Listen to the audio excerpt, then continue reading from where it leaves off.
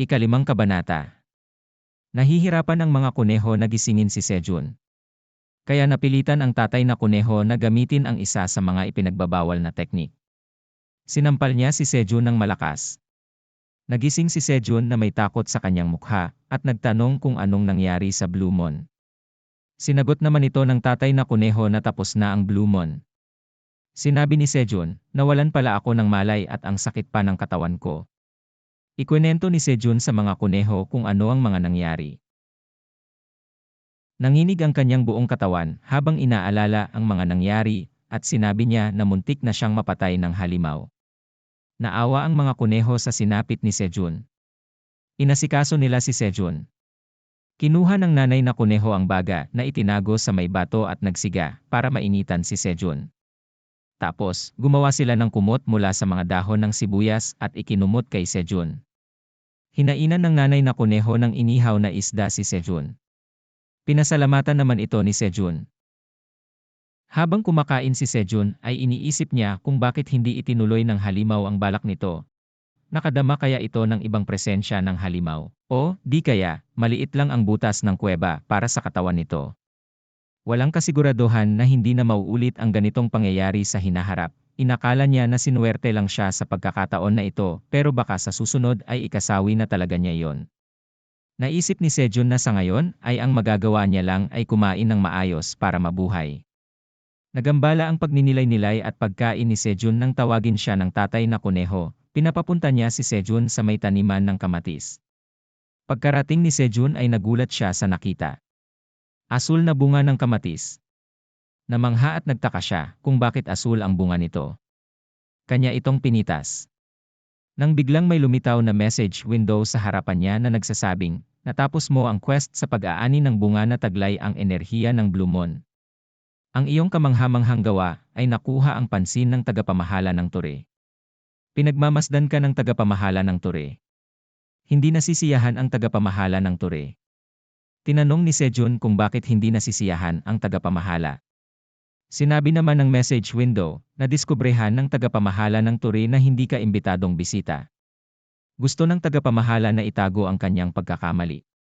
Tinanong naman ni Sejun na pagkakamali ba na napasok siya sa Ture at galit niyang sinabihan ang message window na sa tagal na niya sa loob ng Ture ay ngayon lang sinabi sa kanya ang bagay na yon. Hiling niya na palabasin na lang siya dahil gusto na niyang umuwi. Nakalagay sa message window. Iniisip ng tagapamahala ng Ture kung papatayin ka ba niya para mawala ang ebidensya. Umalma si Sejun at sinigawan ang message window. Imbes na bigyan ako ng pabuya sa kamanghamanghang nagawa ko ay binabalak mo pa akong patayin. Sobra naman yun. Hindi nakasagot agad ang message window. Napaisip si Sejun na baka naging marahas siya sa huli niyang pahayag. Di naglaon ay sumagot din ang message window. Nakasulat dito na ina-awaken ng tagapamahala ng Ture si Sejun. May umikot na ilaw sa kanya. Itinanong ni Sejun kung ganap na ba siyang awaken at ano ang kanyang propesyon. Mandirigma o salamangkero. Nag-iisip ang tagapamahala ng propesyon na bagay para kay Sejun. Inaasahan ni Sejun na magiging salamangkero siya dahil sa kanyang angking katalinohan. Paulit-ulit niyang tinanong ang message window kung ano ang kanyang propesyon. Nang mabasa niya ang nakalagay sa message window, ikaw ay naging magsasaka sa Ture. Naguluhan si Sejun dahil ang alam lang niya ay may dalawang uri ng propesyon. Sabay na lumabas ang tatlong message window na nakalagay ang katangian ng magsasaka. Una, hindi siya magkakasakit. Pangalawa, malapit siya sa kalikasan. Pangatlo, makakakuha siya ng experience points kapag nag-ani siya ng pananim. Tiningnan ni Sejun ang status window niya at nakita niya na ordinaryo lang ang marka ng kanyang talento. Dahil sa kabiguan na makuha ang inaasahan niyang propesyon, at dahil na rin sa nakuha niyang propesyon, sumabog sa galit si Sejun. Nang akma na sana niyang itatapon ang hawak niyang bunga ng kamatis, ay nakita niya ang mga kuneho. Baka sa kanilang mukha ang pagkabahala para kay Sejun. Pinigil ni Sejun ang sarili, tiningnan niya ang paligid at ang bunga ng kamatis.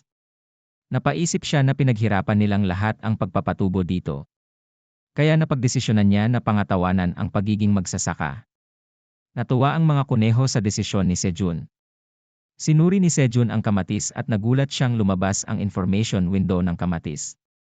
Namangha si Sejun nang malaman na ang bunga ng kamatis na kanilang pinapatubo ay isang uri ng item na may katangian na permanenteng pagtaas ng bahagyang 0.5 MP. Pinasalamatan ni Sejun ang mga kuneho na dahil sa tulong nila ay nakaabot siya sa puntong iyon. Biglang lumitaw ang quest window na nagsasaad na ialay ang bunga ng kamatis na may taglay na enerhiya ng Blue Moon sa tagapamahala ng Ture. May pabuya itong kakayahan, kaugnay sa propesyon. At ang pagtanggi sa quest na ito ay kamatayan. Makikita sa mukha ni Sejun ang pagkagulat at pagkasindak. Napatanong si Sejun, kung biro lang ba ito? Sana nagustuhan mo ang video. Paki-like at subscribe guys. Salamat.